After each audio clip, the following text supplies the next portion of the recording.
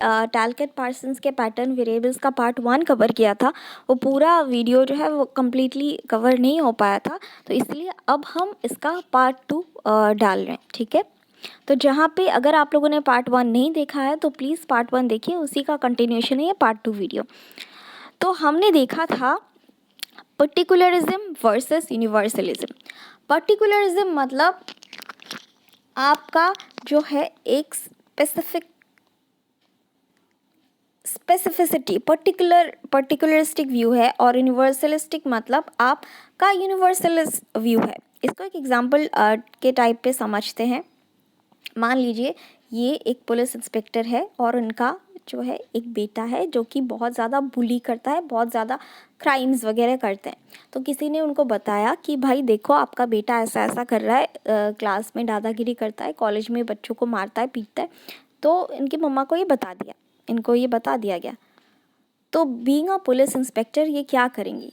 ये rule of law को follow करेंगी और अपने बेटे को अंदर डालेंगे जेल के, या अपने पावर का इस्तेमाल करके अपने बेटे को बचा लेंगी। That is particularistic view. That is particularistic view example, right? So यहाँ पे very good example of roles adhering to universalistic standards of human behavior are role performances which go strictly by legal norms and legal sanctions। यहाँ पे जो example में हमने देखा कि ये दीदी लीगल नॉर्म्स के अकॉर्डिंग जाएंगी या लीगल नॉर्म्स को ब्रीच करके अपने बेटे को बचाएगी बीइंग अ मदर।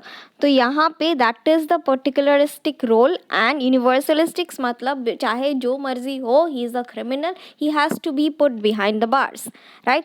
तो उसको रूल ऑफ लॉ के साथ जाना है।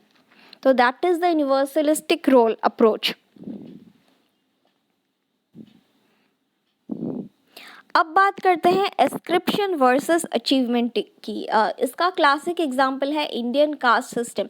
रिवॉल्ट ऑफ 1857 क्यों फेल हुआ था? क्योंकि हमारे एंड के जो आर्मीज थे वो एस्क्रिप्शन के बेसिस पे लिए गए थे। अरे ये तो मेरे चाचा जी का लड़का है, ये मेरे ताऊ जी का लड़का है, इनको रख लो, चाहे स्किल उनमें 0% हो, लेकिन एस्क्रिप्शन हेरिडिटरी बेसिस पे उनको आर्मी में रखा गया था, जिसकी वजह से revolt of 1857 was a total failure हमारी एंड की ओर से।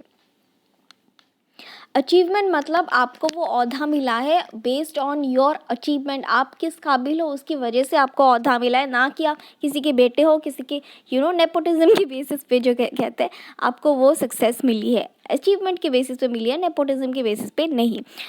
अस्क्रिप्शन को आप बॉलीवुड टर्म्स में कहो तो नेपोटिज्म भी बोल सकते हो, ठीक है।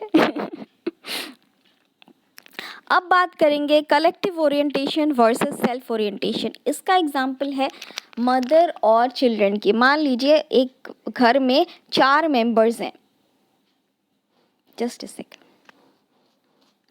मान लीजिए एक घर में 4 मेंबर्स हैं, एक मदर है और 3 बच्चे, और रोटी बची है सिर्फ 3। तो माँ क्या करती है, 3 रोटी तीनों बच्चों को दे देती है और खुद नहीं खाती है। ऐसा ही होता है माँओं का दिल। तो अपने बारे में ना सोच के अपने बच्चों के बारे में पहले सोचती है। This is an example of collective orientation. अपने बारे में ना सोच के समाज के बारे में पहले सोचना, दिस इज़ कलेक्टिव ओरिएंटेशन। इसका वाइस वर्सा मतलब समाज जाए तेल लेने, मेरा पेट भरना चाहिए, दैट इज़ सेल्फ ओरिएंटेशन, ठीक है। अब बात करते हैं हमारे कंक्लूजन की ओर। जैसे कि मैं कंक्लूजन कभी एक्सप्लेन नहीं करती हूँ, आपको अब तक जो समझ में आया पार्ट 1 और पार्ट 2 के बेसिस पे आप खुद लिख सकते हो कंक्लूजन। तो ये हमारे वीडियो का एंड। आज के लिए बस इतना ही, कल फिर मिलते हैं कुछ नए लेक्चर्स के साथ। Thank you.